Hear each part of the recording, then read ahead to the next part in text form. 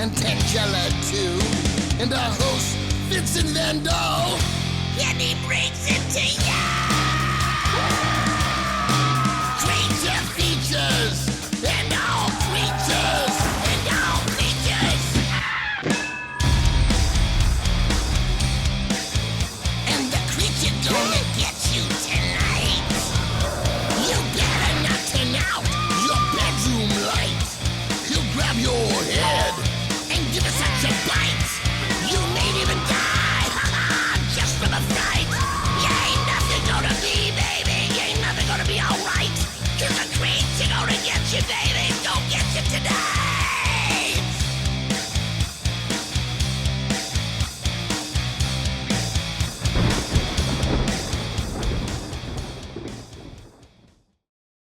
"'Twas the week before Christmas and all about the parlor.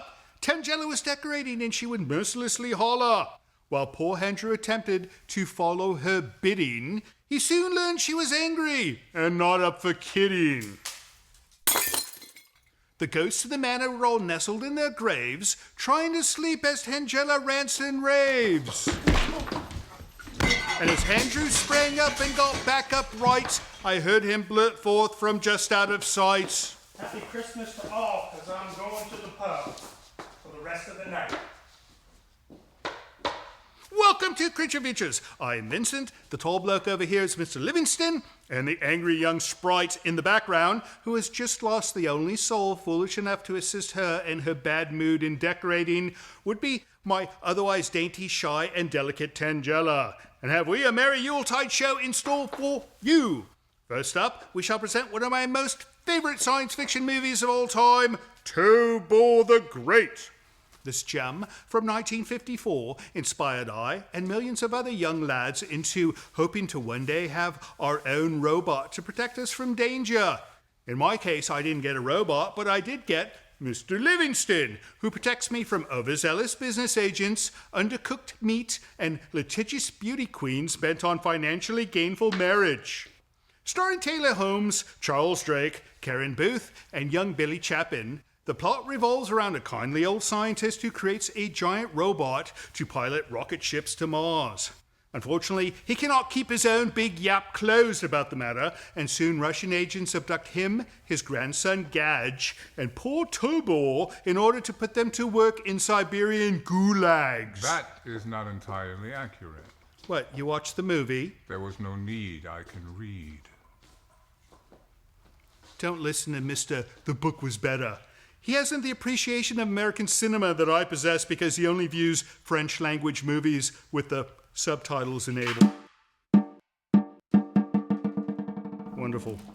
On to our guest. Only a few short months after the release of this film, a certain individual was bestowed with the Cartoonist of the Year award.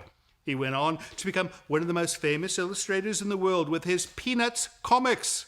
The man you all know as Charles Schulz. And while Mr. Schulz is no longer with us, there is a wonderful museum dedicated to his work not very far from here in Santa Rosa, California. And joining us tonight will be the curator of the Schulz Museum, Mr. Benjamin Clark. He'll tell us all about the life of this American icon, share some insights into his work, and give us a peek at this fabulous monument to this legendary artist. He'll also tell us what he thinks of tonight's film, and could even possibly tell us what he hopes to find under his own Christmas tree 1 week from today. So don't go away, because it shall be another night of Charlie Brown Robot Fright, right here on Creature Features. You do know that one day she will surely blow us all up, don't you? I have little doubt of that, old bean. Stay tuned.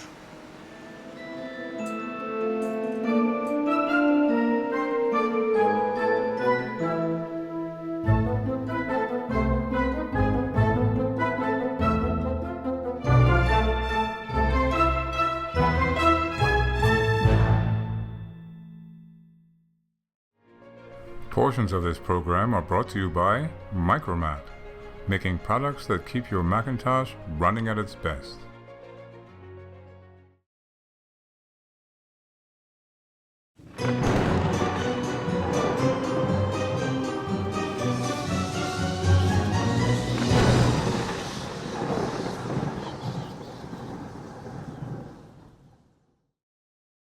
It's Saturday night and it's time for Creature Features. Welcome to the show. If you've never seen this program before, you should change the channel immediately. It's going to frighten you, trust me.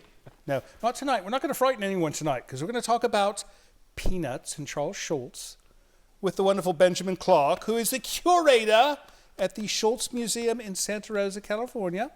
And then we're going to watch Tobor the Great, which is almost like a child movie, is it not? It's fun, yeah. He's seen the movie, which is good. I think it's required for every little boy to watch Tobor the Great. It should be. No, it's robot training. Yes. So, Benjamin, how's the trip up? Harrowing. Harrowing? Yeah. Good. But, not unenjoyable. Good. No, it's all the curves, right? Yeah. And the cliff. And the cliffs. The cliffs. And the seaside, the sea under the cliffs. Right. So if you survive the fall, you're probably still going to drown. Right. Which makes it doubly harrowing. Yes. No problems with birds, though. Just a little poop. Oh, poop's good. Yeah. Poop's good. No, so we're in Bodega Bay, and if you ever saw the movie The Birds, it's a true story. No, it's not true at all.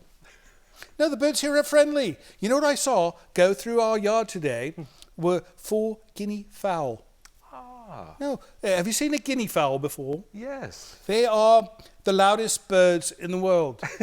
And they continuously it looks like a large chicken with cheeks, like red little cheeks. Anyways, I saw those today and they did not attack me, nor did they make mention of Alfred Hitchcock, so I think we're all right. So this museum, we're going to get into it in the next segment after we start the film, but basically it is a museum dedicated to Charles Schulz, creator of the Peanuts. Correct. Right.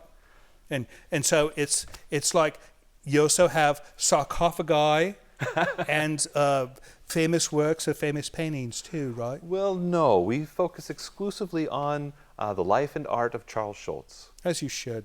It would be silly if you had sarcophagi. It would be a surprise, right. yeah. All right. We're going to find out all about that when we come back, but first let's start Tobor the Great, 1954. See you on the other side.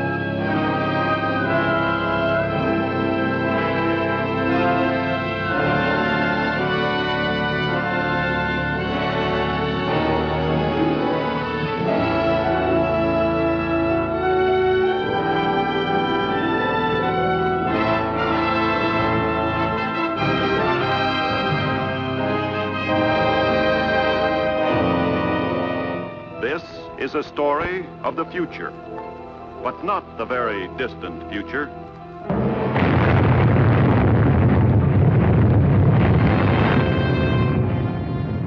It is a story that might have taken place the day after tomorrow. Like all stories of the future, however, its beginnings lie far back in the past, as far back as the first man on Earth to gaze at the stars and wonder if someday, somehow, he might travel to them. Travel through space. In the years following the Second World War, 2 basic patterns began to influence the growing science of space travel. Rockets or guided missiles grew larger and larger. Atomic power plants grew smaller and smaller, compact enough to be contained in a submarine, finally in a rocket ship. Immediately, by special order of the President, a new agency was formed, CIFC, Civil Interplanetary Flight Commission. So, with almost unlimited funds voted by Congress, this commission began its task: research in new fissionable materials. More research in non-fissionable metallic alloys to make rocket tubes that would not be melted like wax by their own atomic blasts. Sometimes mishaps occurred. And men paid for them with their lives. But the work went on.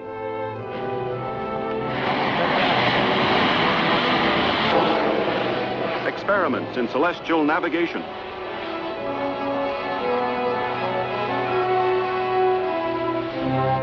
Astrophysics. Aerodynamics. Until finally, only one obstacle remained. That, as our story begins, turned out to be the oldest obstacle in the history of mankind: the human factor.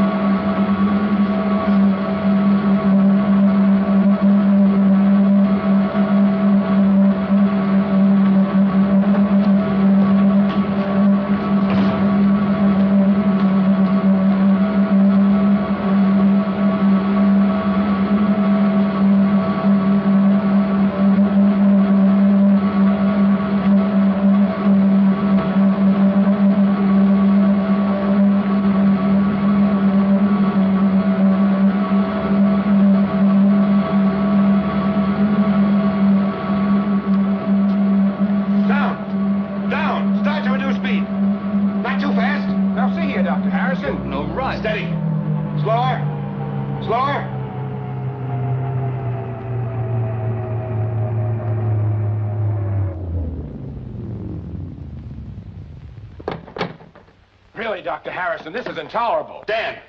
Dan, are you all right? Dan, snap out of it! Yeah, Doc. Yeah. Dan, how do you feel? Okay? Yeah, guess so.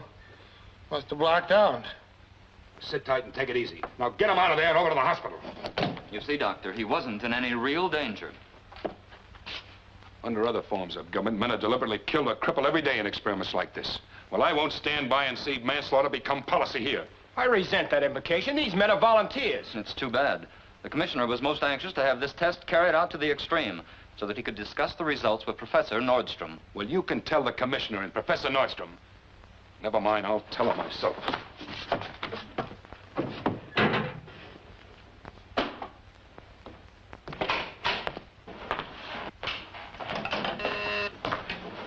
The commissioner's office. Oh, good morning, General. Yes, Professor Nordstrom's with the commissioner now. No, I'm sorry. Dr. Harrison, what's the matter? I want to see the commissioner. I'm sorry, he's with Professor Nordstrom. Miss Pickett, copies of these for Professor Nordstrom, please. I want to see you. In just a few minutes, Harrison. I can't talk to you at the moment. You don't have to. Just listen. I resign as of now. Harrison, what in the world's wrong with you? I told you once before that I'm not going to stand by anymore and watch human beings being turned into guinea pigs. My dear Harrison, the uncovering of knowledge must always involve risk for pioneers. Fortunately, there are always men and women ready to take those risks.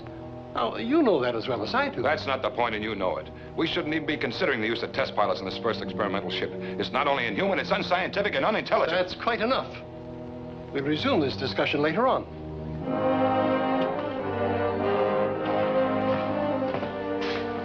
My, you are in a state. There's my pass, staff card, and the badge. You can send my papers down to the hotel. Just a moment, Doctor. You can't leave the building without your exit pass, you know.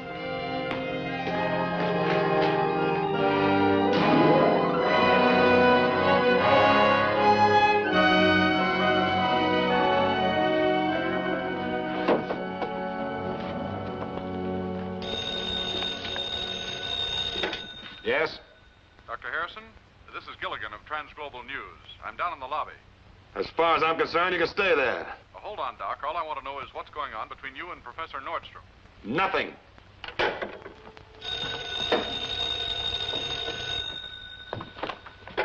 Yes? This is the Washington Globe, Dr. Harrison. We're trying to contact Professor Nordstrom. Look, if this is a gag, it's not very funny. I've never even met Professor Nordstrom, and there's no reason to suppose that I ever will. Dr. Harrison? Yes. Are you by any chance going to talk to me about Professor Nordstrom? Why, yes, in a way. Well, let me tell you this. A, he isn't here. B, I don't know where he is. C, I've never met him. And D, I don't want to. 3 misstatements out of 4, Doctor. That's a bad average for a man of science. You see, I am Professor Nordstrom, and I'm very glad to meet you at last. You are? Yeah. Why? Because I've followed your career with interest, and we see eye to eye on a subject with which I'm particularly concerned. We do? I don't get it. Well, perhaps a little more seclusion might be a good idea. You mind if I make myself comfortable? No. Go ahead. Well, the fact is, Doctor, I overheard your little interview with the CIFC director this morning. As I just spent an hour telling him exactly what you told him so much more cogently in a couple of minutes, I was, well, interested to say the least. You mean to tell me that you think they're wrong in trying to use human beings? I know they're wrong. Before we can prepare men for the conditions they're going to meet in extraterrestrial space, we've got to know what those conditions are. Not guess, but know. That's what I've been telling them all along. But the problem of getting there and back to collect accurate data without the use of human pilots and observers is going to be a backbreaker. On the contrary, I can almost say now that I have it solved. With your collaboration, I think I can convert that almost into an unqualified fact.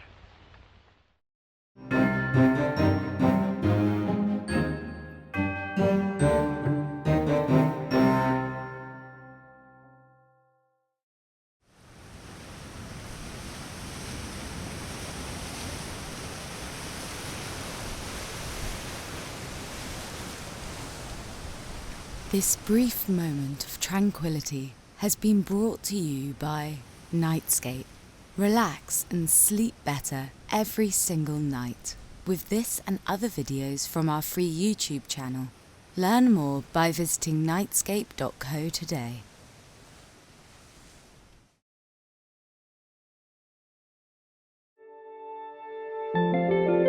Guests of the show stay at Hotel E on Courthouse Square in Santa Rosa.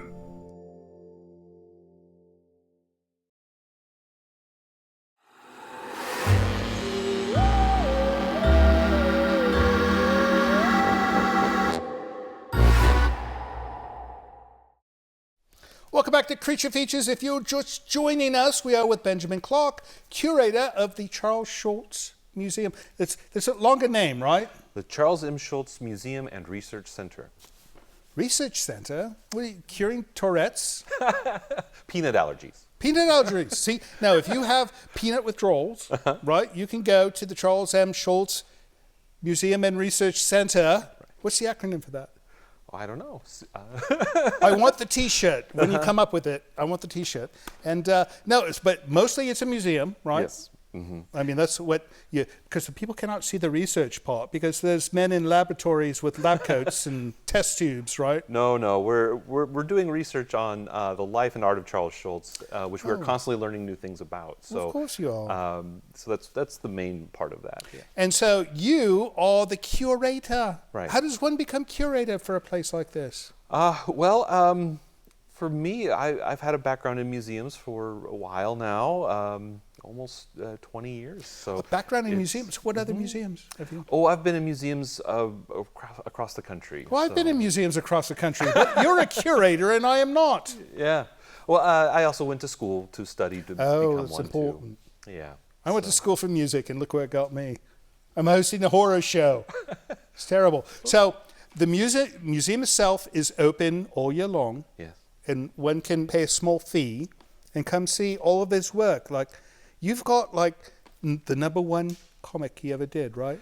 Well, we don't have the very first one he ever did, but we do have some other really early comics and art that he produced throughout his life. So I was surprised to learn that the actual comics were not newspaper size. That's right.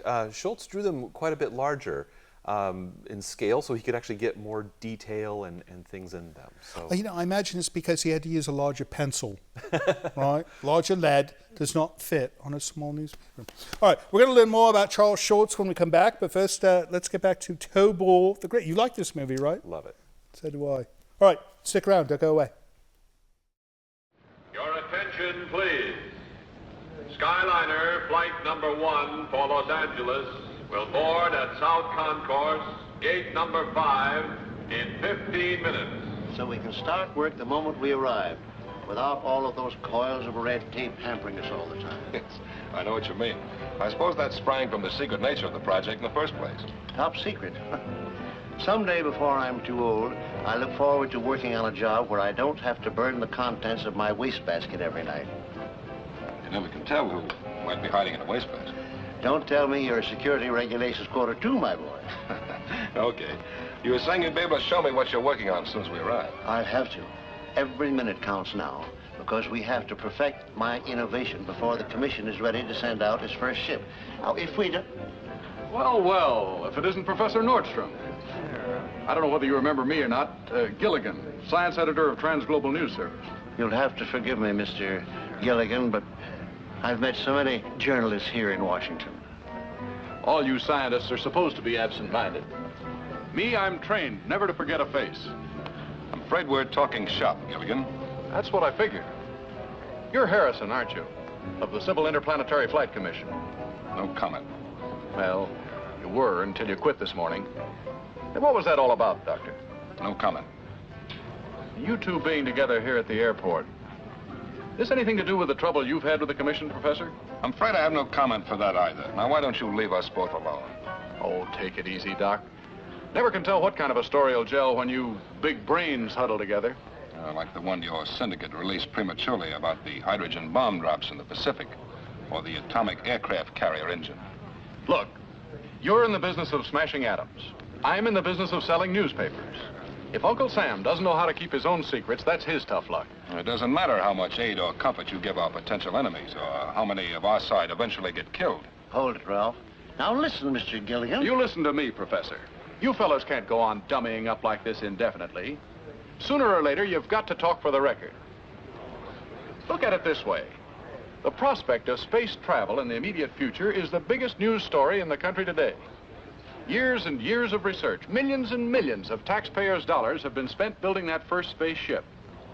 Now, when it's just about ready to take off, what happens? One of the greatest scientific minds in the world, that's you, comes out and disagrees about how the ship's to be worked. I was about to say, Mr. Gilligan, I'd be willing to make a statement. I don't want a statement. I want facts. It's no secret in Washington that the row was over your not wanting to use men on the first space trip. What the people of the United States want to know is what you propose using instead. If I were prepared with the facts you're talking about now, I'd tell you. Only right now, I'm not. However, I will tell you this. Just 30 days from now, at my home in California, Dr. Harrison and I will tell all, or at least as much as circumstances at that time will allow. I'll be there, Professor. So will the science editors of, say, 11 other press services.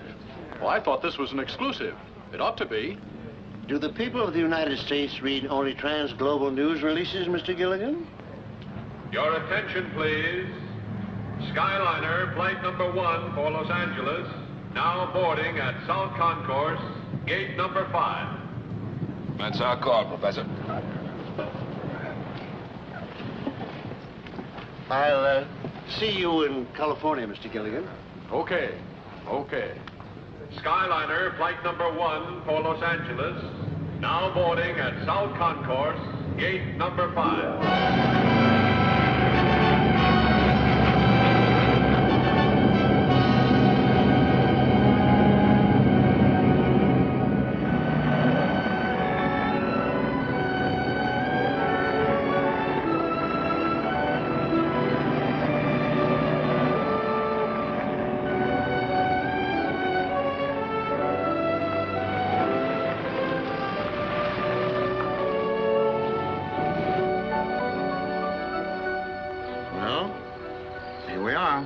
Yes, but where are we?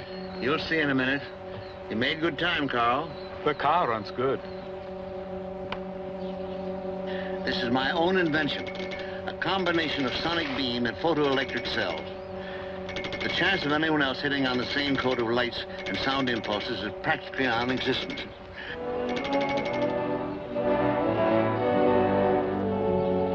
I have a whole series throughout my premises.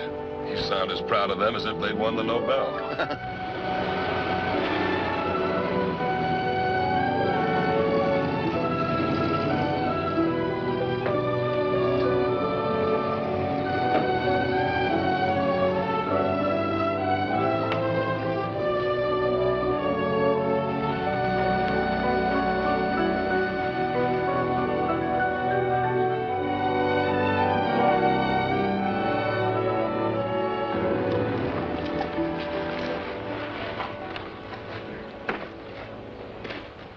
Darling. Dad, it's so good to see you. This is Dr. Harrison, Janice, my new colleague. My daughter, Mrs. Roberts, who runs this household with a rod of iron. Dad, how do you do? How do you do? Gramps! Gramps! Gee wilkers, you got here just in time. Come on in the house, Gramps. I got it all figured out. Gee, I'm glad you're here. Come on, I gotta show you. We got company. This is my grandson, Brian, better known as Gadge. He likes gadgets, too, perhaps too fondly. Dr. Harrison, who's going to work with me. How are you, Brian? Or may I call you Gadge? How do you do, sir? Come on, Gramps, I gotta show you. Come on. You'll have to excuse me. This sounds urgent. He's the grandson. The father of the boy was killed in Korea 6-7 years ago. The boy is an imp of Satan. But what a brain. He'll be a greater man than his grandfather.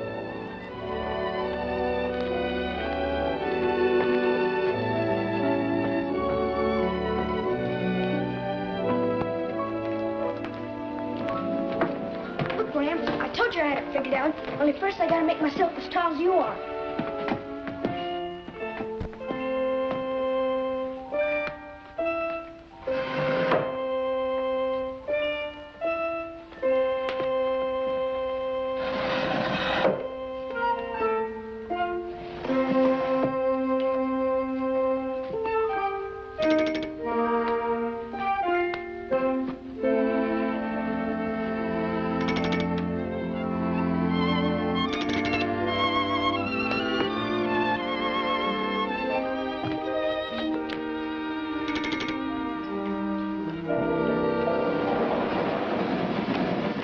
Up until this moment, I thought I had invented the only burglar-proof lock, with only 2 people in the world, Carl and myself, sharing the secret of the combination. And how did you work it out, young man? Oh, logarithms. But I never went down the Gramps, honest. Not without you around. Are you sure, Gadge? Okay, Gadge. Come on, Ralph. As long as he has it open, I may as well show you what's down there. Can I come too, Gramps? No, my friend, you cannot. But I think it's time you were getting to school. I'm afraid it is, Gadge. What's the time? Time is now 21.5 minutes past 8. Okay. Gimmicks. Always gimmicks. Let's get out of here. I were down there with them. I wish I knew what Gramps is doing. I mean, this big job. Why won't he tell me? I guess it's just too important, Gadge. Nobody knows but Carl. And now this Harrison guy. Must be a pretty big job for him not to tell me. He What's never... that? Shh, listen.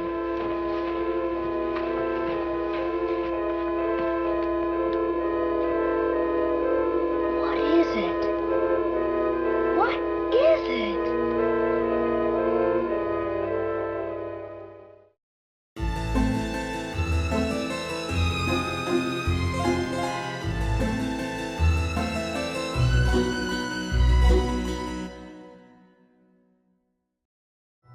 This is Livingston, and you're watching Creature Features.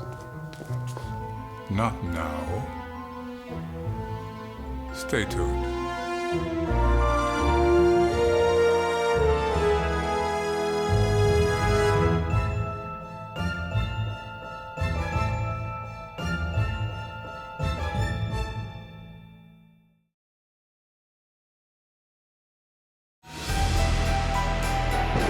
This portion of Creature Features is brought to you by CreatureFeatureStore.com, the official merchandiser of Creature Feature accessories.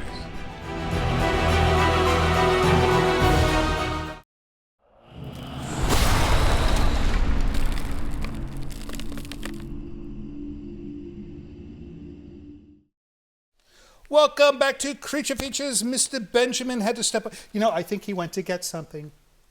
I think you might be right. Yeah, some kind of like exhibit that he will show us that he took from the museum. Really? No, I'm sure he did so with permission. What an odd thing for him to do. To bring something to show? No, because it's a show. You show things on a show. That's why it would not be a show if you did not show things. I have to explain everything to him. You think this man did not go to Harvard. Oh, give me some mail, Mr. Livingston. This one from Ronet Park. Ronet Park. We know this place. From somebody named Rutledge in Ronet Park. And it's got Christmas stamps. No, I like it when people go to Santa Claus to buy their postage because it means that they're Christmas people. I like Christmas people. Oh my goodness, what is this? I've never seen anything like this before. Good Lord. All right, let me read the note, and I'm going to show you this. Look at this. No. Exactly. All right, here we go. This is from Shannon Rutledge in Ronet Park, you said? Yes. And she goes, Dear Creature Features, me and my family love your show, and for Halloween this year, me and my husband David dressed up as Tangela and Vincent. We sadly could not find someone to be Mr. Livingston. I am one of a kind. No, he is one of a kind, that's for sure. We want to send you these pictures of us dressed up in our Halloween costumes. I have to show these. Look at these. All right. So, Vince and Tangela. No, but you know what?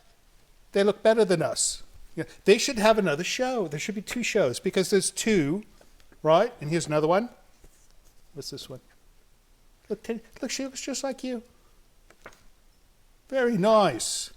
And this one, oh, we don't have one of these giant skeleton things, do we? We need to buy one because our doppelgangers have giant skeletons and we do not. This is wonderful. All right, well, thank you so much, Shannon. That was wonderful. And if you'd like to dress up for Halloween as us, please do so and send us photos if you do, just like Shannon did. All right, what's next, Mr. Livingston? This is from Carmel, California. Is this a person named Carmel who lives in California? No, it's a person named Tom who lives in Carmel. Tom from Carmel. Tom Blumgren. All right. Oh, my goodness, it's dog stuff. I'm going to take the note, and I'm going to give this to you, because I think this has something to do with you. All right. What does the letter say? Dear Creature Features, I genuinely appreciated that you showed the Devil Dog Hound of Hell movie. That was one that we showed, last week or something like that? A week or two. With Tom Bieland. Yes. I wonder if you like Tom Bieland. I feel that the Hellhound public awareness is important because at the end of the film, they inferred that 9 hellhounds were still on the loose out there. I firmly believe I encountered one of these hellhounds in the driveway of a quarry.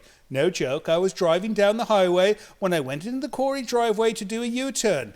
Anyhow, this hellhound that looked like the one in the movie with big teeth, and it charged out to my car and proceeded to eat the front tire on my car. You know, I've seen dogs do this before.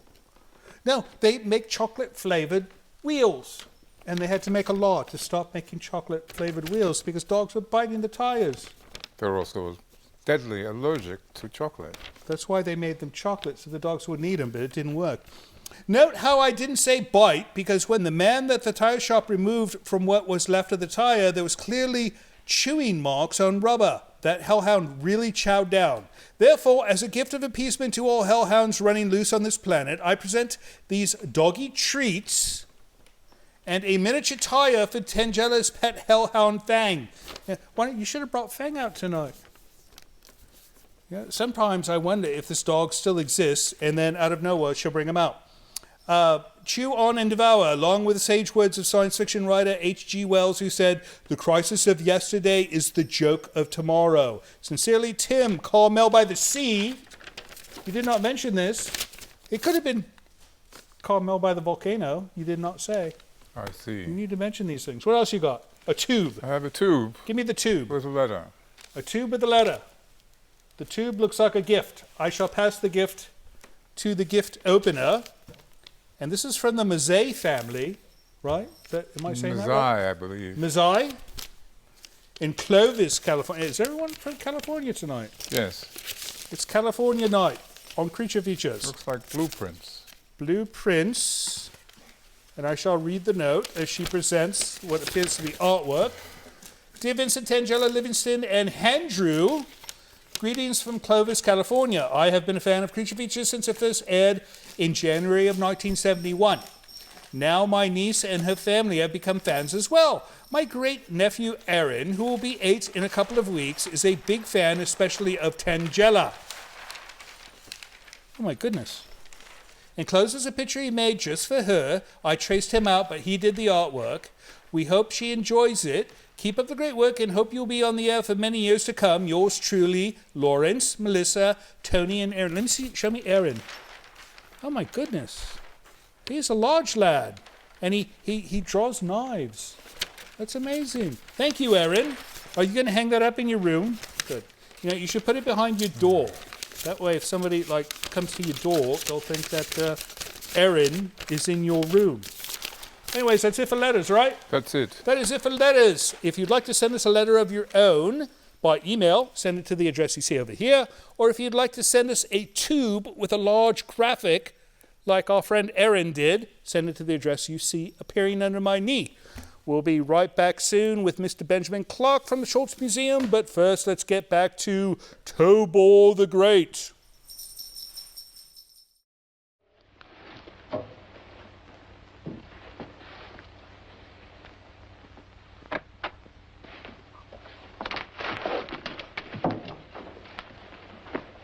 Are you sure you won't change your mind, Gramps? I'm sorry, Gadge. You know how much I'd like to have you down there tonight, but I just can't. But why? I know just as much about electronics and stuff as those old guys from the newspapers. They're not just old guys from the newspapers, Gadge. They're very distinguished scientific journalists representing the most important news services of the world. I will grant you this. You do know as much about electronics as they do. But I still don't see why. Well, although you have a searching mind and the courage of a grown-up scientist, you look like just what you are, an 11-year-old boy. And I'm afraid that the people we've invited here tonight under such secrecy might not be adult enough to understand your presence here. That's why I have to pack you off to bed. I understand, Gramps. Good night. Thanks, Gadge.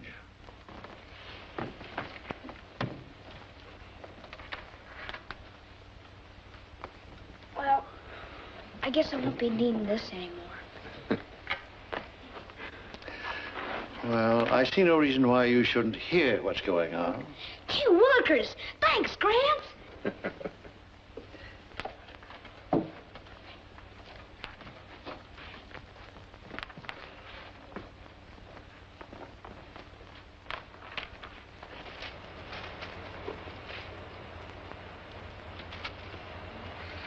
Go ahead.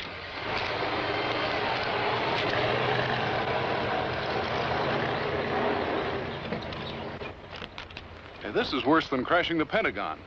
When do we get in? When I've checked all the papers and written down all the numbers.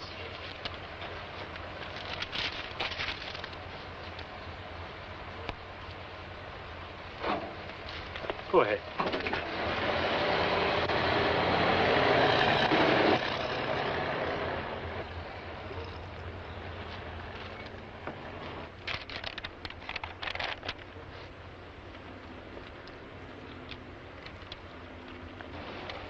All is in order.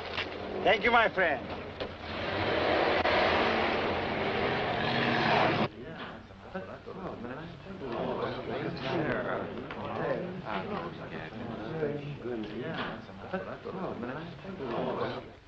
Your place certainly has a lot of charm, Professor. It certainly does. It's an amazing location for a laboratory. How'd you ever find it? This old wine cellar was precisely the reason that I bought this place. It's ideal both for security and to protect our delicate equipment from surface vibrations. And now I think we'd better get started. Won't you be seated, gentlemen?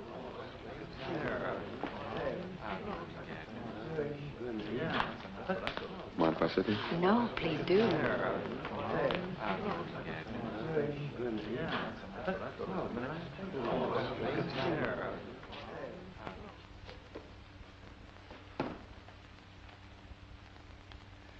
As you know, gentlemen, it is my contention, as well as Dr. Harrison's, that to man the first experimental spaceship with a living crew is a useless and unwarranted risk of human life.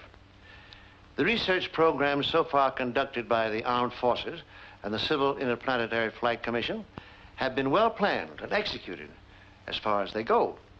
But they deal only with the easily deducible, obvious hazards of what we call space. Cosmic rays, disorientation, weightlessness, but they cannot guard against the unknown hazards.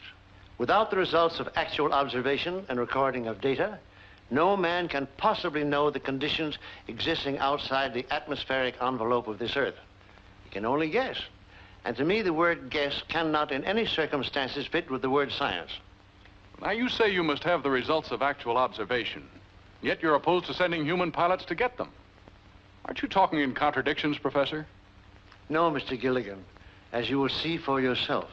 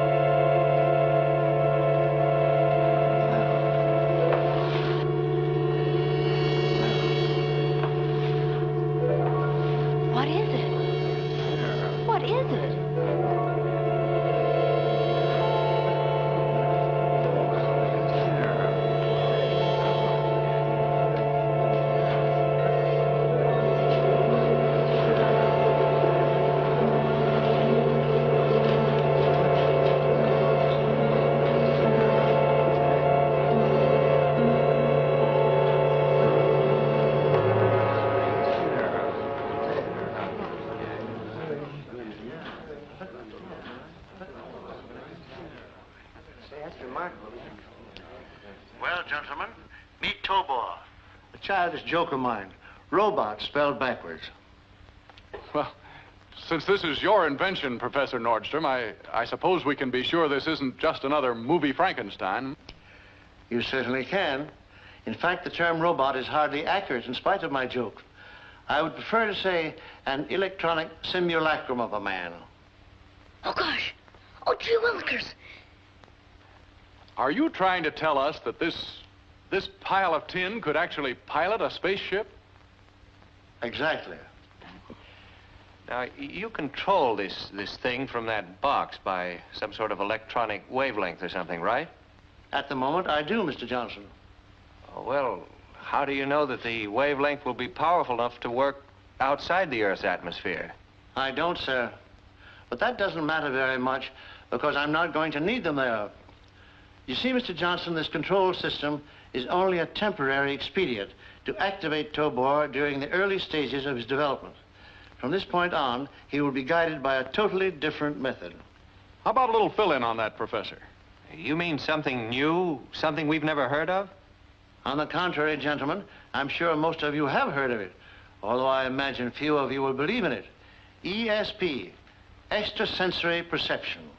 You mean that stuff about projecting thought images by telepathy?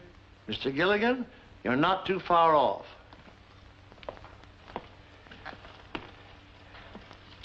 In here, gentlemen, is the most intricate part of what I assure you is a highly sensitive mechanism. When that is activated, like this,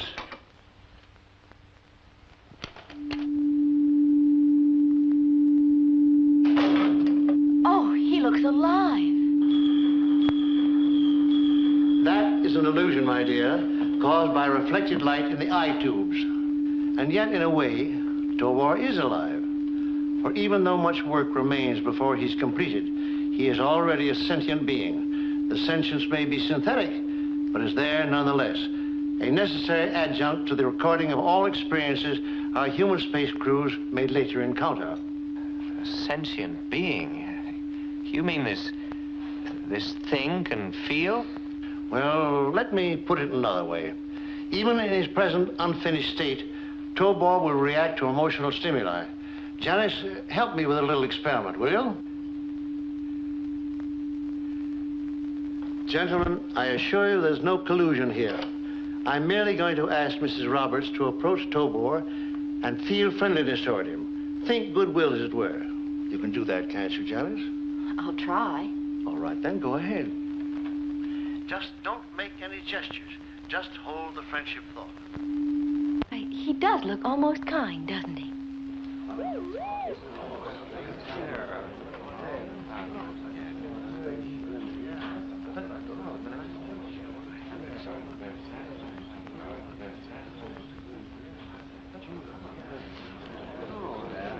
Thank you, Janice. Could you get a reaction from some other emotion, Professor? And from a stranger? Say from Johnston here. I think we could manage to do that. But why don't you make the experiment, Mr. Gilligan? Do you suppose you could contrive to feel enmity toward Tobor? Yeah, I suppose so. Yes, sure I could. Very well, then. Suppose you get up and take one of those fire axes from the wall.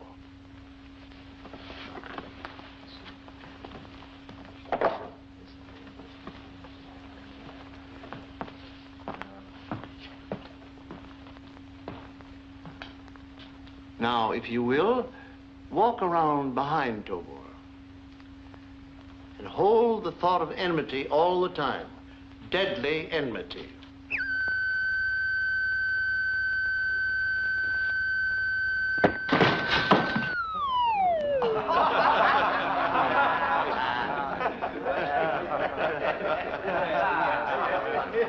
Told you.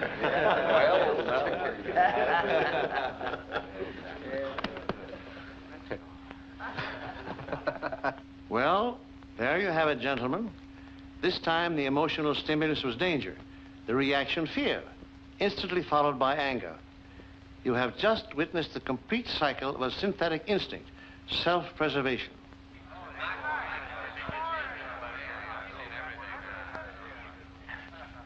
I have a question, Professor.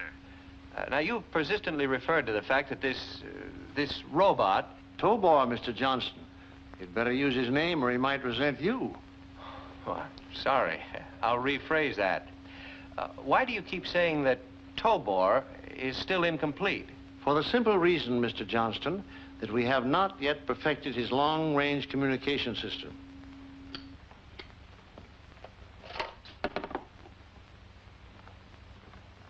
As you know, gentlemen, at each end of such a system, there's a power unit, a transmitter, and a receiver. Here is our receiver, Tobor himself. When he is switched from direct to infinite control, he is capable of receiving thought impulses over any conceivable span. It is only the transmitter which Dr. Harrison and I are in process of perfecting. How about giving us a look at his innards, Professor? Or are they top secret, too? I don't mind if Tobor doesn't.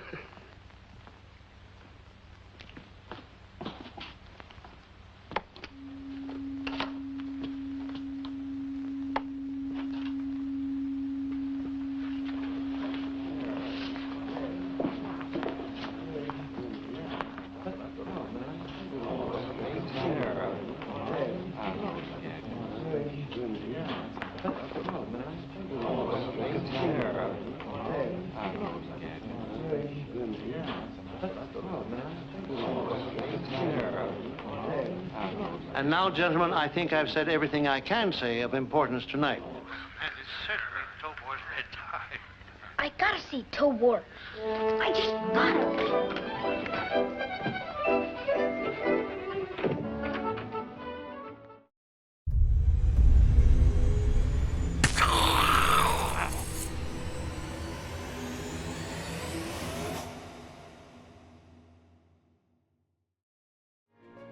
Portions of this program are brought to you by Micromat, making products that keep your Macintosh running at its best.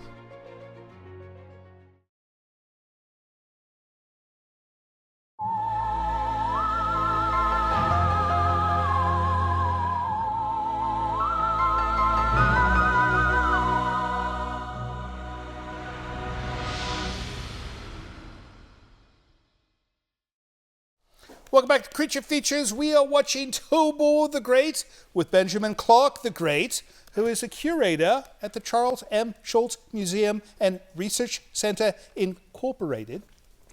I added that second part. And you came out because he brought gifts, not gifts. He brought things to show. These are not gifts. He's taking these home, so no ideas. Anyways, what did you bring? Well, this is a Sunday. Oh, now, we mentioned earlier the scale at which Schulz drew, and this is a... That's incredible. Yes, this is a Christmas Sunday. Perfect choice. And when we look at the originals, we get to see some really wonderful detail up close, which is really fun, and that you don't see in the newspapers. Right, like? Like, for instance, over here on this final panel, we have Snoopy and the Beagle Scouts on the rooftop, right. And we can see the whiteout that Schulz used to create the snow layered on top of the Is that how he did it? That's how he did it. Oh my goodness. So wouldn't it have been easier to like just draw black around those? Apparently not. No. Well, it's Charles Schulz. He knows what he's doing. I'm not going to teach Charles Schulz how to do a comic because he knows. What year would this have been? This is 1978. This is Christmas Eve, 1978. What happened in 1978? I wasn't there. I don't know. So, Star Wars was out for a year, and I think Jimmy Carter was president. Yeah. And the Queen was still the Queen. Right. That's it. No, that's amazing. All right, so you have another one? I do. I have a daily, which are drawn at the smaller scale. So the Sunday version was a larger story. Much larger. Right. And now the daily strips were more this size. And that looks like the same size, but with less panels. Right. So it'd just be, well, for many years, wait a minute. You know, she likes the peanuts. Well, that's good. Everybody does. I hope you... well, maybe I'll get that back. All right.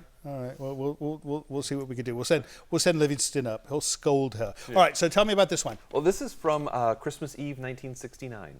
Another Christmas one. Yeah. He planned this out. He knew it was going to be Christmas.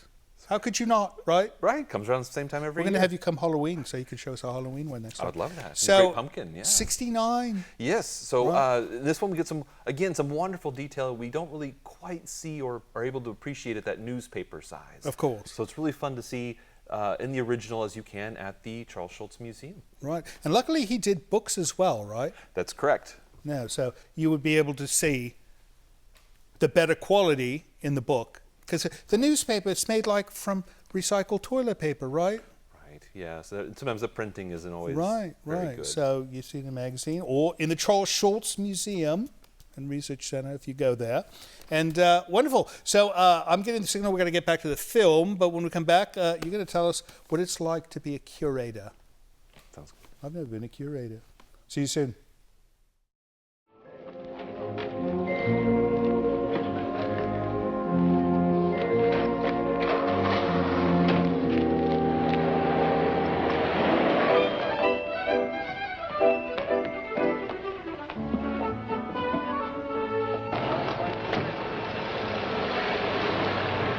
Just a minute, Mr. Gilligan.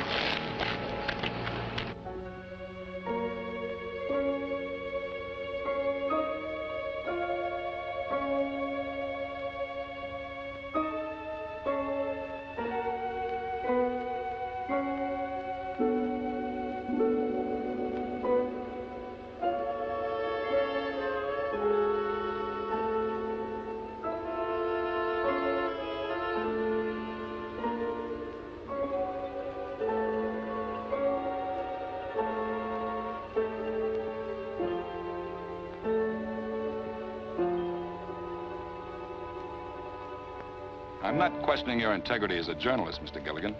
I'm simply requesting again that you confine your coverage to the facts contained in Professor Nordstrom's handout. Now, look, Doc, we don't tell you how to run your job. I realize that, Mr. Gilligan, but your papers aren't exactly famous for their conservative handling of the news. Now, just a minute.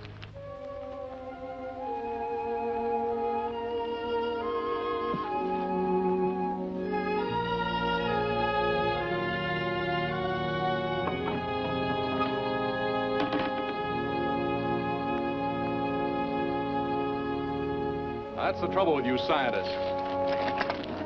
You won't face up to the facts of life.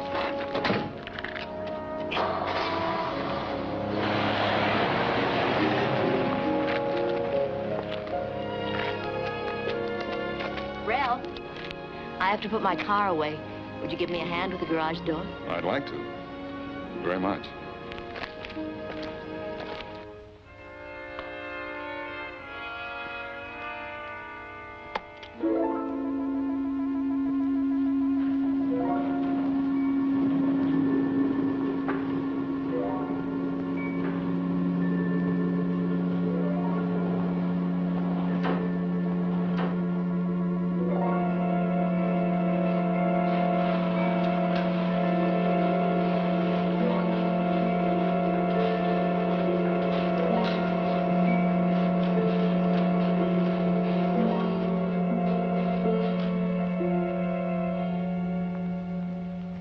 Tobor, you're beautiful.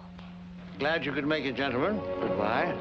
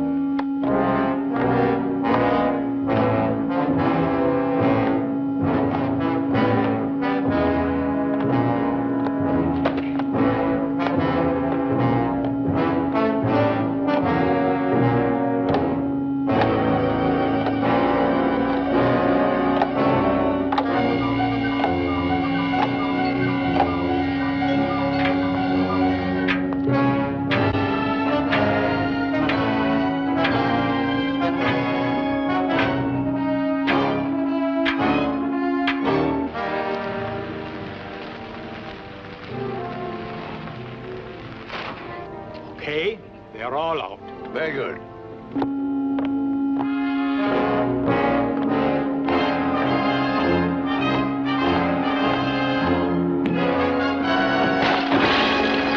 Gotta figure it out. I just gotta.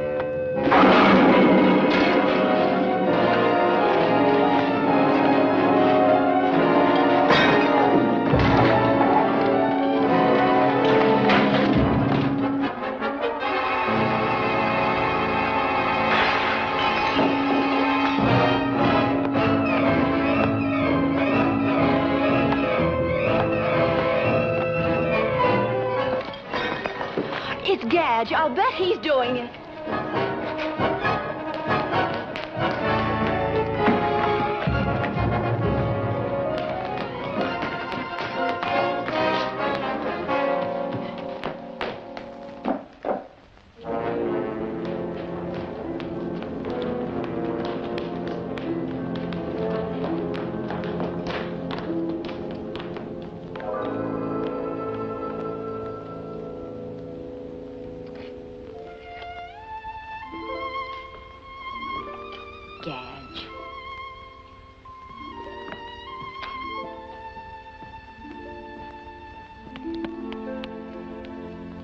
That little so-and-so. Do you realize what he did?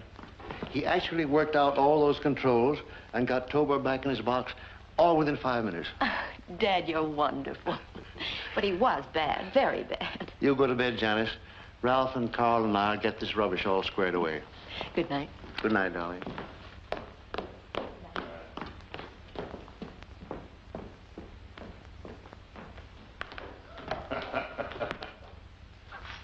Still beats me how that kid worked out those controls. I'd hate to try it with a slide rule. I told you that boy's a genius. Hey, wait a minute. 9, 10, 11, 12, 13. How many news services did you ask to send representatives tonight, Professor? 12, as you know. Why? Because there are 13 empty chairs, and tonight every one of them is filled.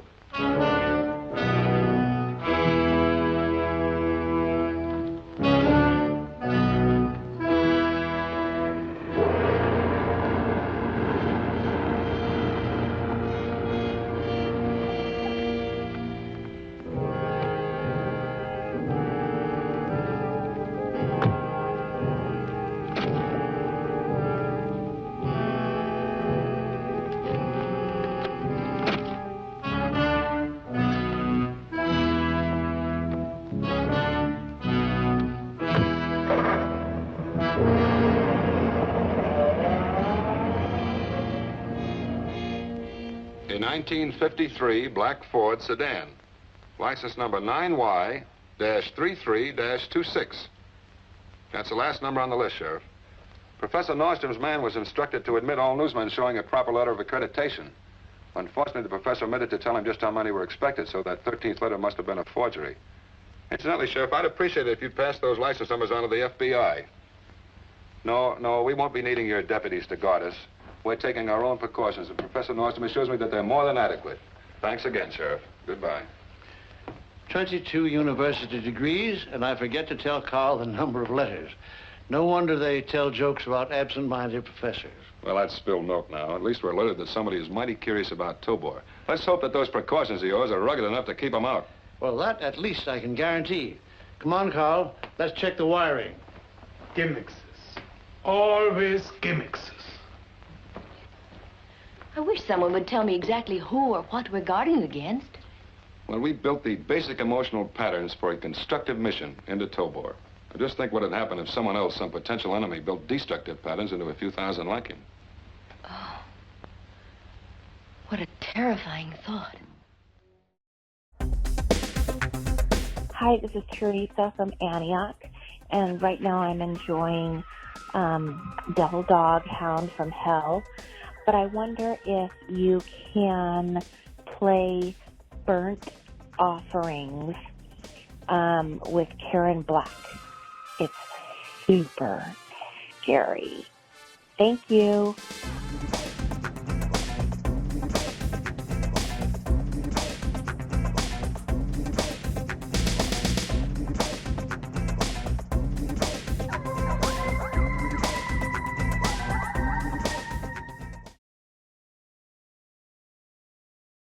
Portions of Creature Features are brought to you by the Winchester Mystery House in San Jose, California. Explore the mystery at winchestermysteryhouse.com.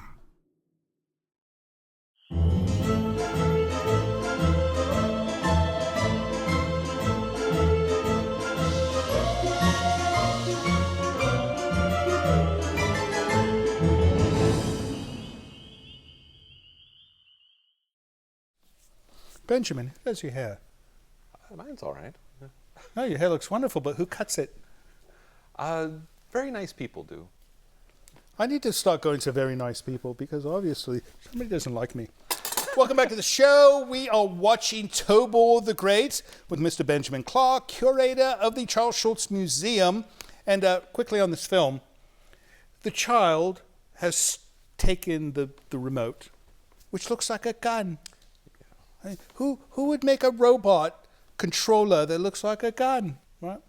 I don't know. You know, I think Charles Schulz would have done a much better production job on this film than whoever did on this. All right, anyways, so I got a tour of this museum, a private tour no less, which is the best kind. And there was two things that stood out to me the most. One was this Monte Cristo wrapped Snoopy doghouse. Right. I want to hear the story about that. And then also that workspace. But first, tell me about the Cristo thing. How did this all come to be? Well, Charles Schulz was a big fan of the artist Christo and Jean-Claude, who worked together to do all these large installations, including here in Sonoma County. They're the blokes who did the wall of fabric all the way to the sea. Right, right. That was incredible. It's beautiful work, and Schulz was really drawn to it. I think, I don't really know why exactly, but I wonder if it's because of his own work was so ephemeral. It was in the newspaper and thrown in the trash that day. Interesting.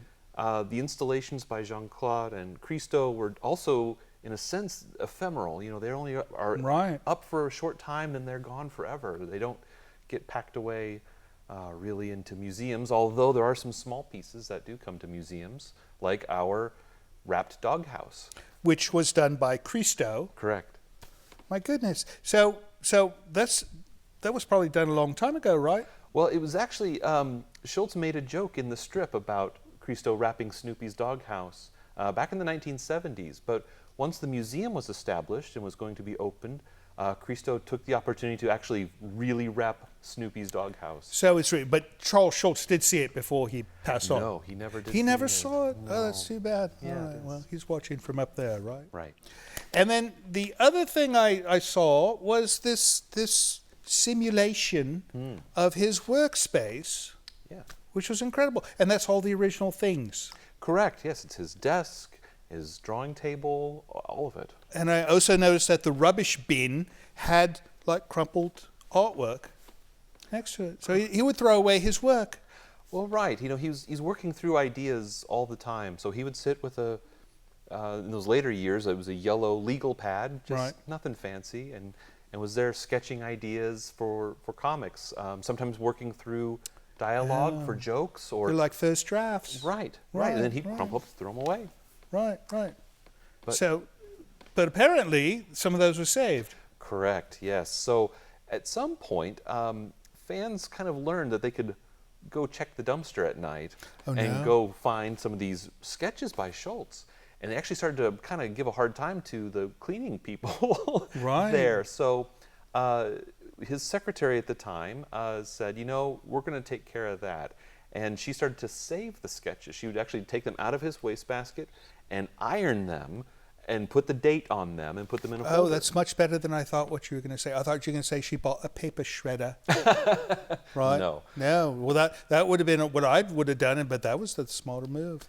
All right, what do you say we get back to this film? Let's. And then when we come back, we're going to hear more about the Charles Schulz Museum. And I want to hear more about Charles Schulz, the man. Sure. All right, off we go. Back to Tobor the Great. Don't go away.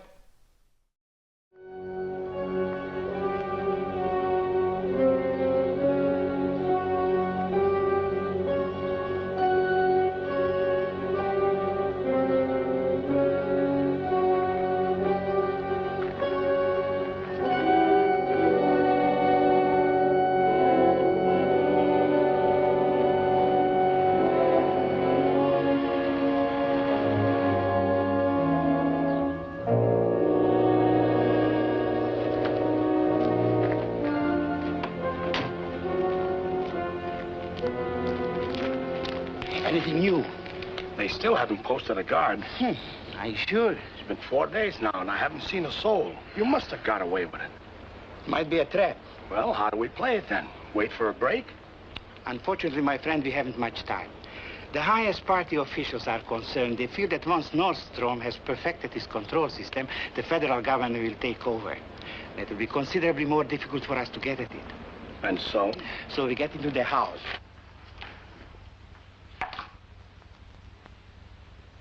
That's better.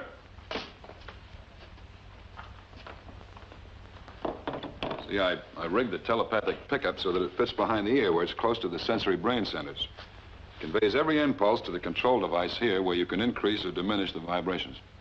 The whole thing fits as comfortably as a hearing aid. Excellent, Ralph. Excellent. Now, here's the transmitter receiver. I moved the tuning band to this end. beautiful. Now, it's all set. You want to start? I think you ought to operate these tests, Ralph. This whole new system is your work. No, you go ahead. All right. I worked out a series of reaction tests. Here they are. Mm-hmm.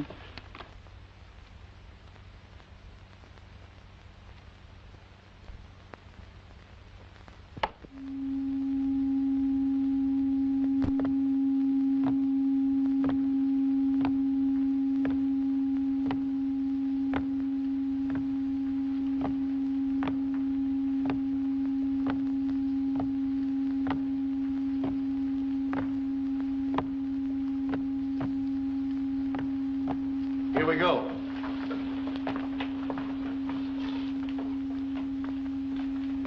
All right.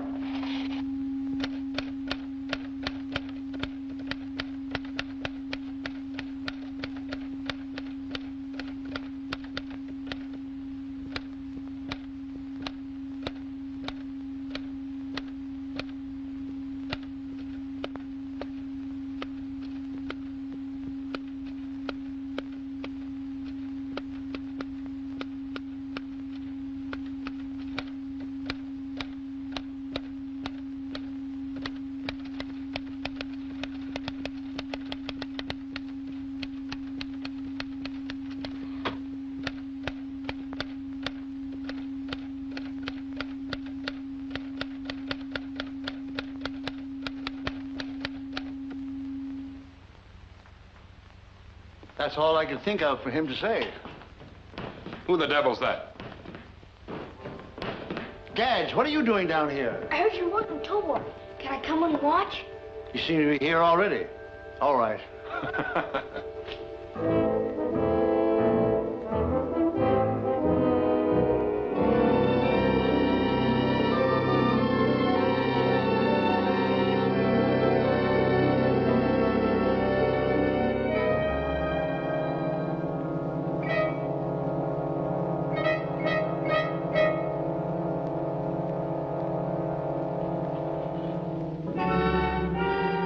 Okay, Ralph, black out the screen.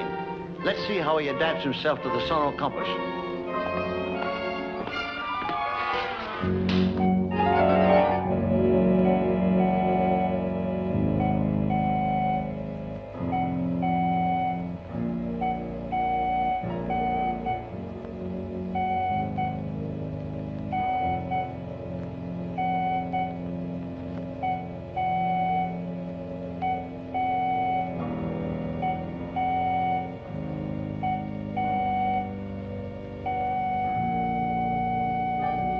Wait, Tobor, that's using your coordinator. So far, so good. I wonder how he'd take to the white-hot meteorites.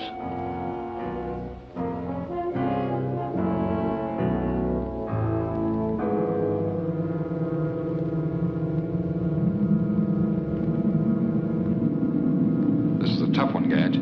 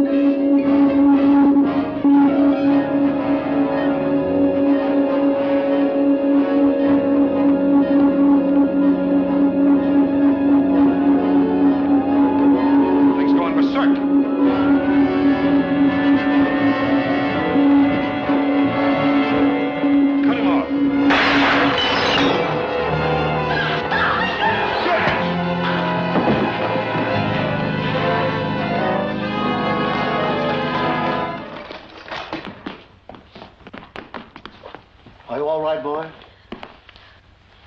There's no fracture, just a bad bump. Come on, son. Easy, Gadge. There you You darn old Tobor, you better watch out. are. Easy, Gadge. Tobor can't hurt us now. Wonder exactly what happened. I think Tobor suffered what in a human being would be a nervous breakdown. Those meteors came at him so fast that he couldn't take it. I think you're right. I think all we have to do is to insulate against overloading the receptors. If we do that, maybe we've jumped the last hurdle. What are you doing now? Switching them on again. His receptors must have cooled off by now. Let's see if he's still functioning. You're all right now, Tobor.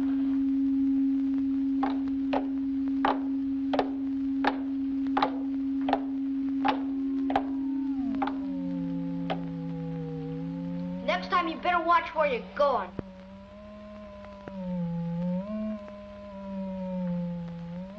There's another one of Tobor's synthetic instincts, concern for the young, race preservation. Or to put it less academically, human love. Okay, Tobor. I guess you didn't know what you're doing.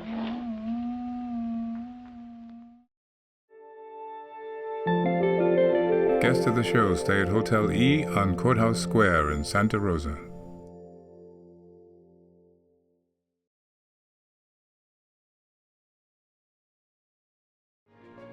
Portions of this program are brought to you by Micromat, making products that keep your Macintosh running at its best.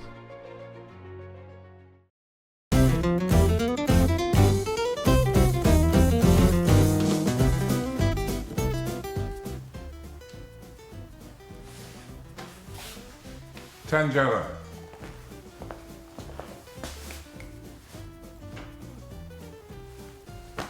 No.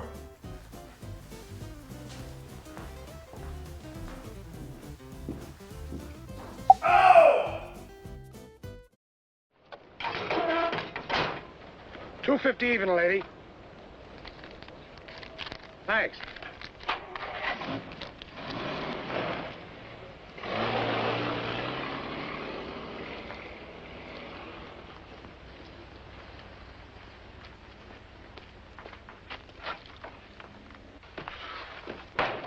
Okay, just another customer.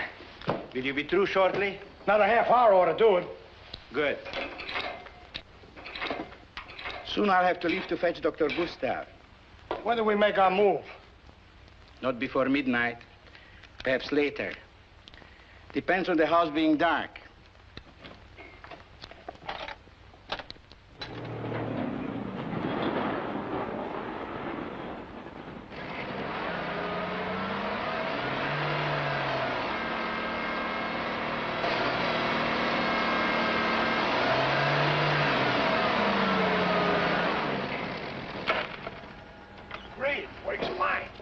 Everything is ready, Doctor. I am a man of science, not of action. This is your duty. All you have to do is to inspect and photograph this work of Nordstrom's. Leave everything else to us. Paul, you go first.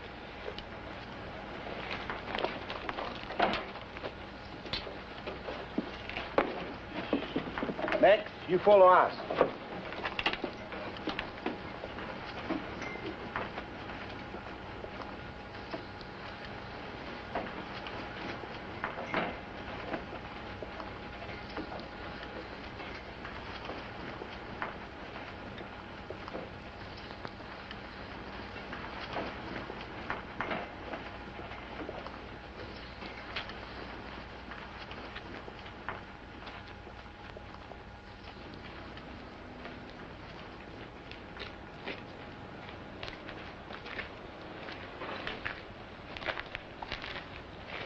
Intruders now inside electrified fence, north boundary. Intruders now inside electrified fence, north boundary. Intruders now inside electrified fence, north boundary. Intruders now inside electrified fence, north boundary.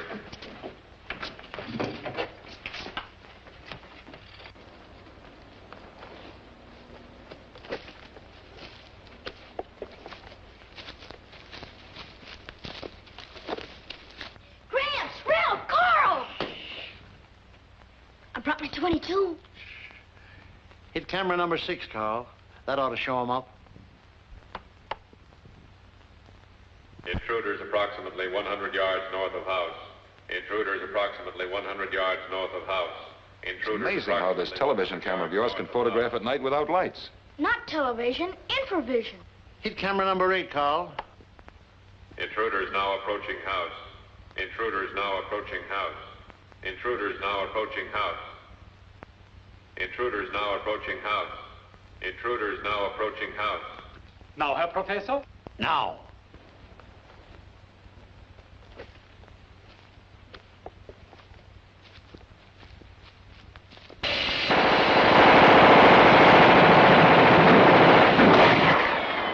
What is that?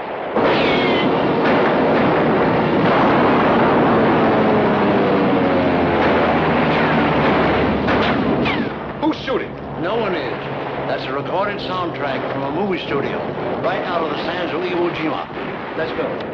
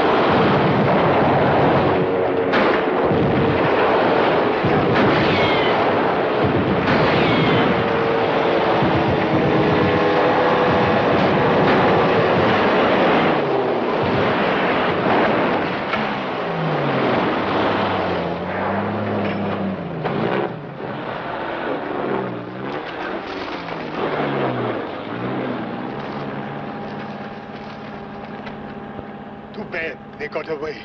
You shouldn't have pushed me, Ralph. I would have had him.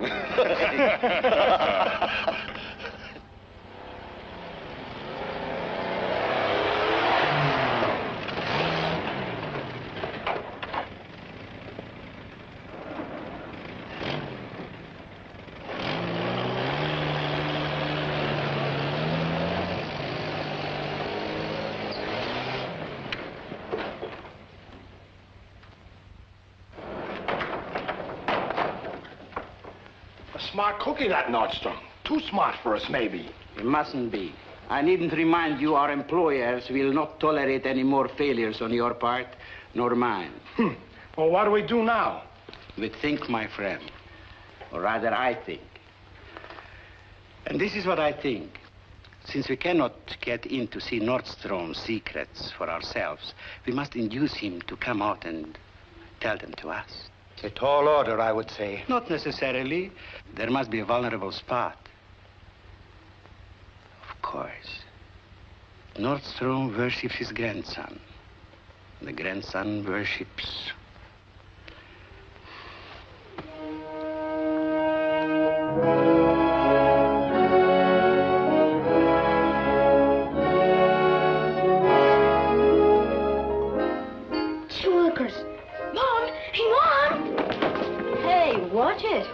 You better blow your horn at those intersections, Gadge. Gee, I'm sorry, Mom, but look it. Oh, wonderful. What day is it? It's Tuesday. And who's going to be your friend?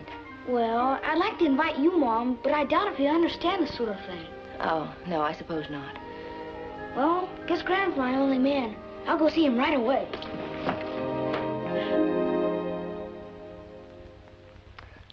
Good. Now Tobor can turn his own switch on or off when he's called. Better he should learn to clean the house and drive the car, so I can spend all my time making toys for you to play with. It's all finished. A new transmitter rod built inside a pencil.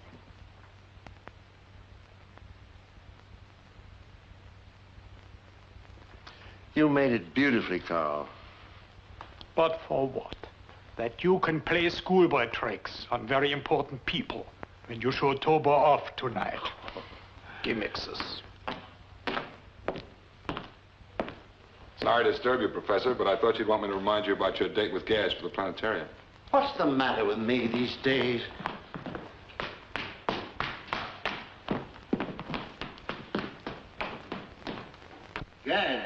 Gad, where are you, boy? We ought to be going.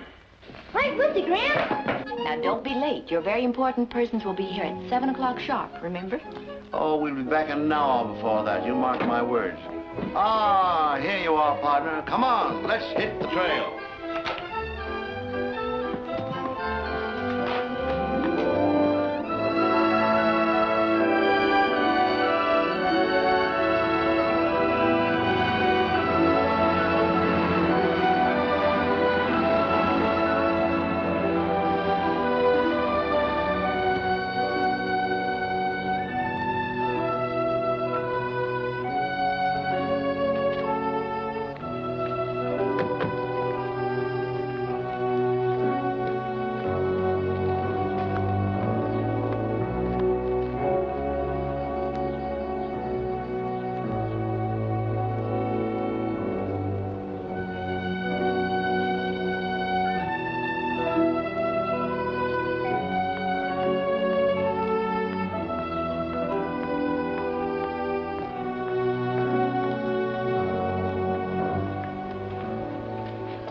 Funny. Where's everyone else? Probably inside. Come on, Gramps.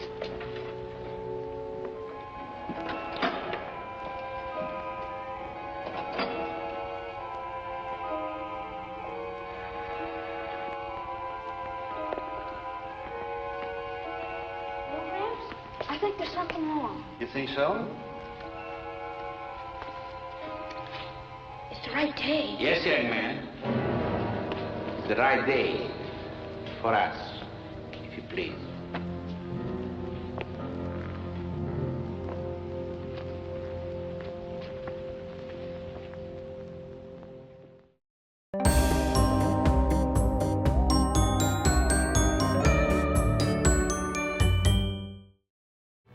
Hello, this is Mr. Livingston. It would appear I have been tasked with requesting you to help our show financially by visiting our Patreon page. Your generosity will help us keep Creature Features on the air. With only a few dollars a month from you, your kindness will allow us to continue creating new entertainment for your viewing pleasure each and every week. And if you have the desire to give more, you might even receive a gift from Tangela. I think not. Please visit the website below to learn more. Thank you.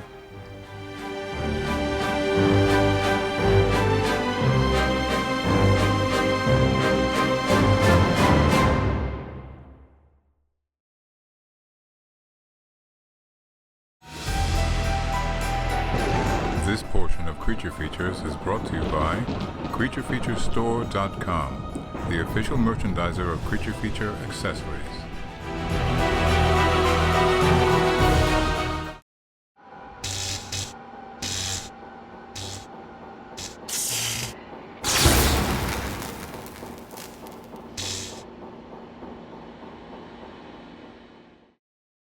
Welcome back to Creature Features. If you're just joining us, that's ridiculous. You should be watching something else because you've missed most of the movie. You've missed lots of wonderful conversation with Benjamin. And anyways, all right, just sit down, make some popcorn, and catch up. So we are watching Tobor the Great, and we're going to get back to Benjamin in a moment. But on this film, what is it about the Russian agents in all the movies from the 50s? Every agent, every secret agent is a Russian. I mean, there was other agents back then. Yeah. You know, there was probably agents from like Italy, Italian agents. Yeah. No, right. Anyways, Russian agents, they want the robot. What do you expect, right? So I want to talk about the origins of Charles Schulz, how he got into this.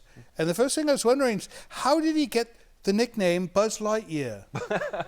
Well, his nickname was Sparky. Oh, Sparky. Yeah. I read it wrong. Sparky. So he was called Sparky. It was in connection actually with a comic strip. So not long after he was born, an uncle nicknamed him Sparky after a character named Sparkplug, who was a racehorse who had been introduced in this comic strip Barney Google. So I remember this one. Yeah. So Charles Schulz was, nicknamed Sparky by everybody who knew him. He carried that nickname his whole life, and his first comics were signed Sparky, right? Yes, that's right. Right. So, what was the first professional thing that he got one of his comics into?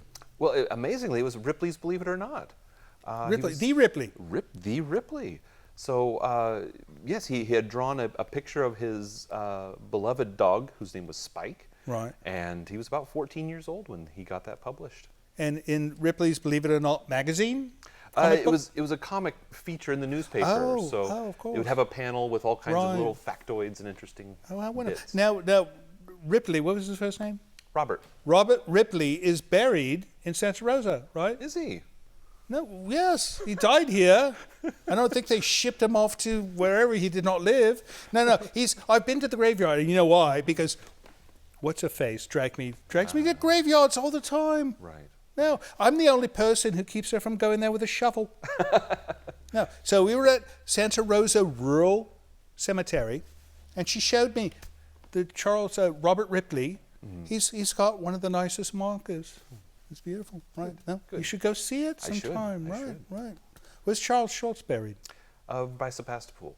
By Sebastopol. That's nicer than Santa Rosa Rural Cemetery. No, that cemetery looks like it needs like some lawn mowing. No, it may. Right.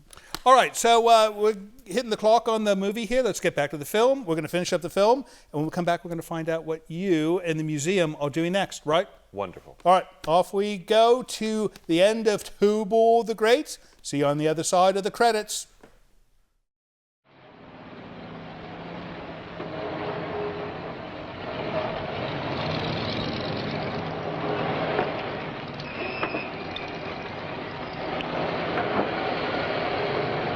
Something must have happened. I know Dad's careless about time, but he wouldn't be an hour late, not tonight. I still think he had a flat tire or he ran out of gas.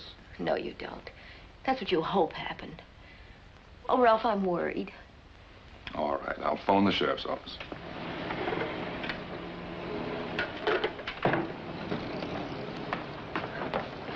That's the brass. Okay.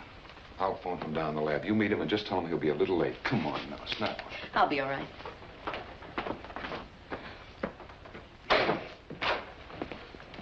Good evening, General. Good evening. Good evening, sir. Good evening. How are you? How do you do? How do you do? Good evening.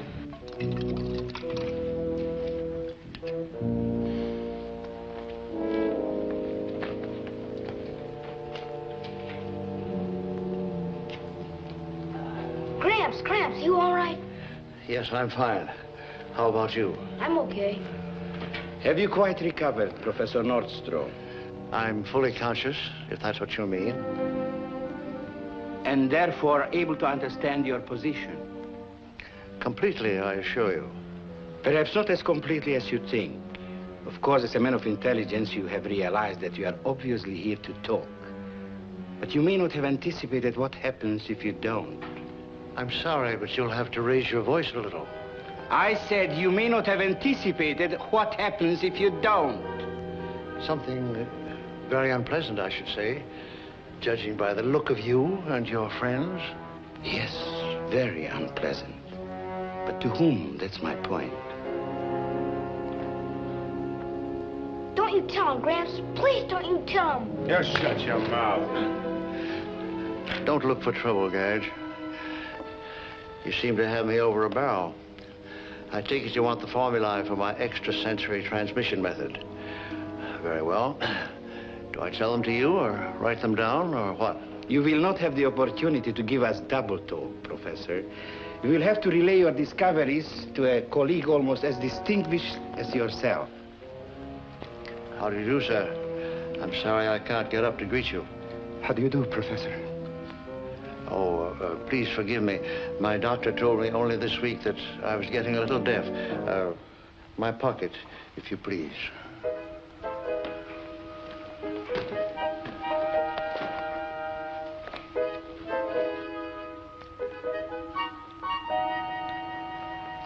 Put that over my head, behind my ear, please.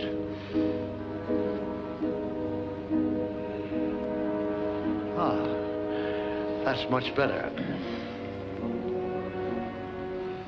And so, gentlemen, I'm afraid the question of whether Tobor is capable of guiding a multi-stage rocket across interstellar space is highly debatable, let alone as being able to deal with all the emergency situations of such a journey. I don't know, Mr. Commissioner. After all, we've had automatic pilots on both conventional aircraft and guided missiles since the middle of World War II. What do you think, Congressman? Well, all I can say, sir, is the motto of one of the greatest states in our union is, show me. And that's exactly what Professor Nordstrom will have to do. I couldn't agree with you more. Automatic pilots are one thing. Intelligent direction of a billion-dollar space cruiser is something else. Yes? Yes, I see. Thank you, Sheriff. Let me know if you hear anything. A moment, please, gentlemen. It's no good trying to keep it from you any longer. About Professor Nordstrom's failure to be here. Frankly, we don't know where he is. He and his grandson left early today, presumably to visit a science show at the planetarium in Los Angeles. They were to be back at 5:30. That was the sheriff's office on the phone. They have no news of Professor Nordstrom or the boy. Neither has the Los Angeles Police Department nor the FBI. And there was no science show scheduled at the planetarium today. Well, isn't there something we can do instead of just standing around? Afraid not, except wait. Now, these principles, you must understand, had to be reduced to a working form. If I could jot down the basic equations, it would save us a lot of time. Is that correct, Doctor? Most certainly. Very well. Paul, release his hands. I strongly advise you, Doctor, to confine yourself to the matter in hand. Pencil and paper. Gramps, don't you do it! Please don't you tell him! Lie still, Gadge. Don't try to get up. If you please. Certainly. As soon as I can write.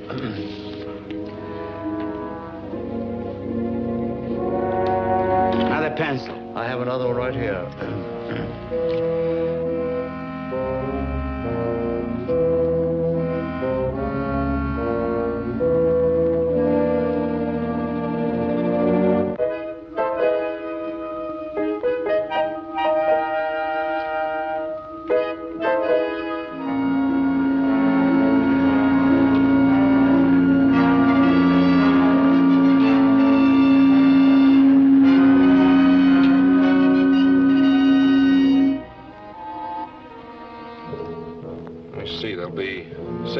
Altogether. We'll assign one square to each car. What's the matter? What is it? Anything wrong? Listen.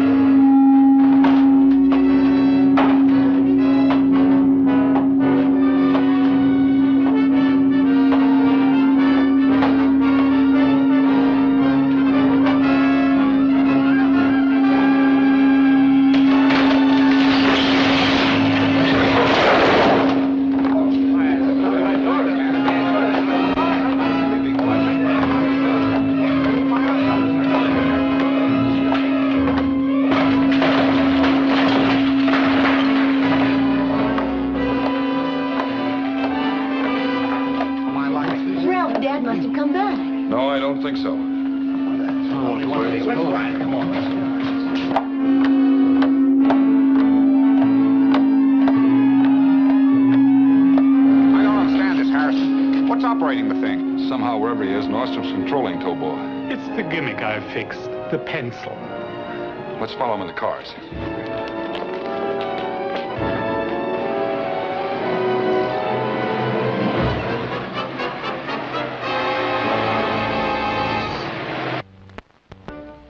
Something wrong, Doctor? Yes, I think so. This figure, it cannot be correct. Oh, I'm sorry.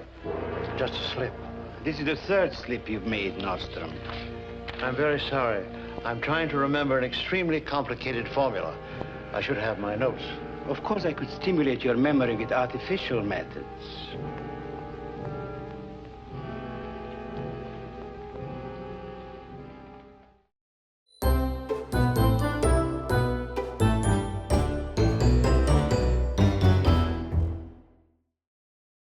This is Livingston, and you're watching Creature Features.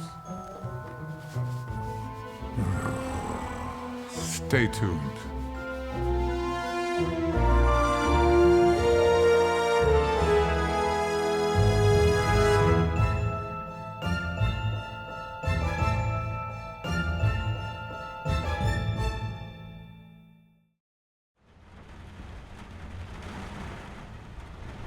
This brief moment of tranquility has been brought to you by Nightscape. Relax and sleep better every single night with this and other videos from our free YouTube channel. Learn more by visiting nightscape.co today.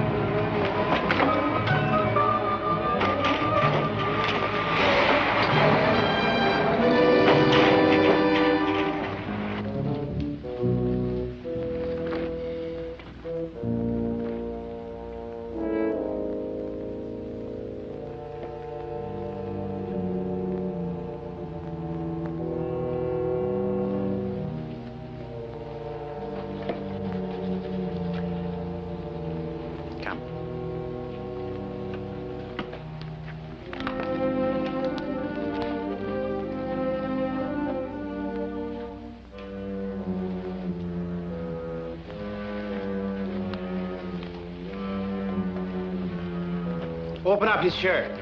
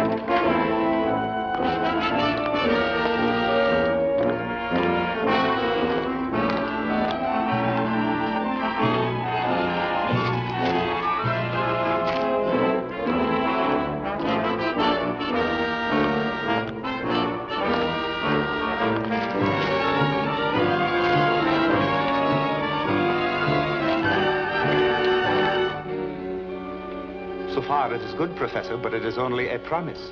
Now we come to the big step, yes? Yes, in a minute. But first, hadn't we better go over the data again to make sure? Professor, you seem to forget that I was present when you said that you hadn't yet perfected the long-distance transmitter for Tobor. Could it be that you have solved that problem so soon?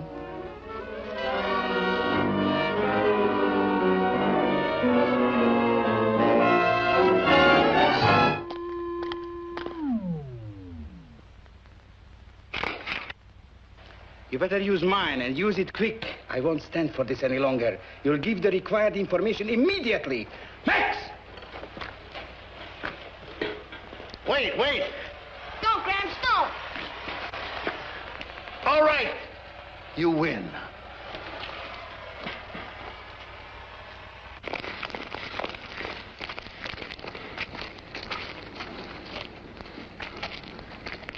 Transmitting power's been cut off. Isn't there anything you can do? I don't know.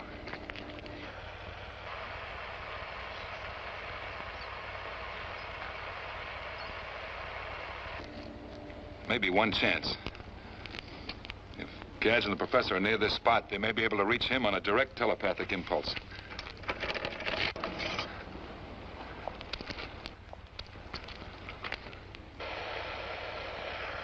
Tobor, please come and get us. Please come and get us, Tobor.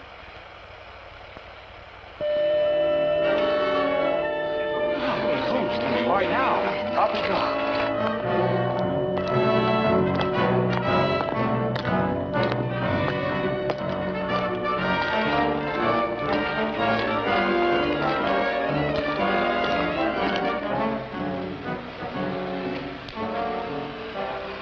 Now he is cooperating.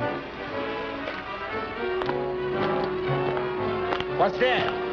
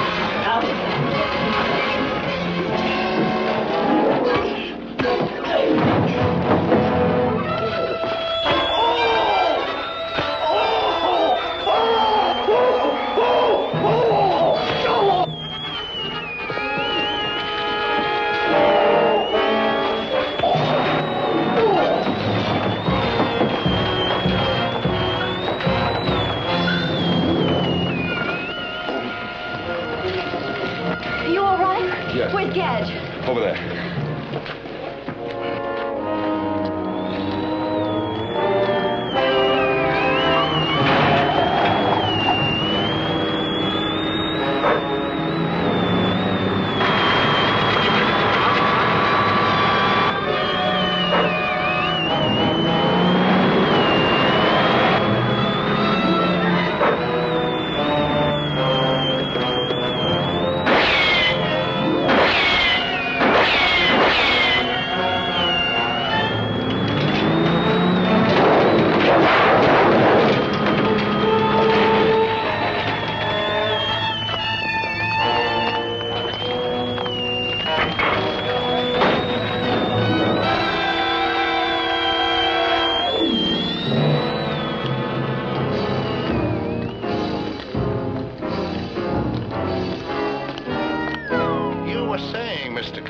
Just as that phone rang, that you doubted that Tobor was capable of reacting to emergency situations? I'm afraid I was, but I withdraw my observation.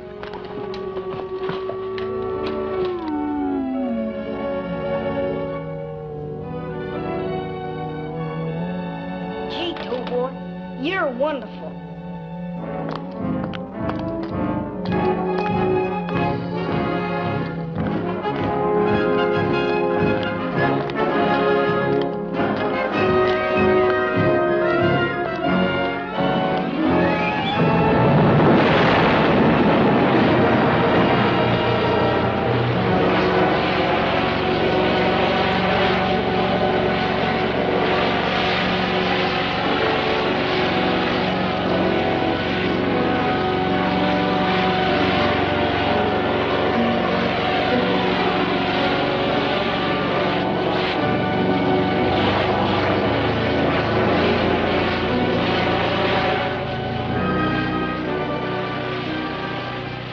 Goodbye, Tobor, and good luck.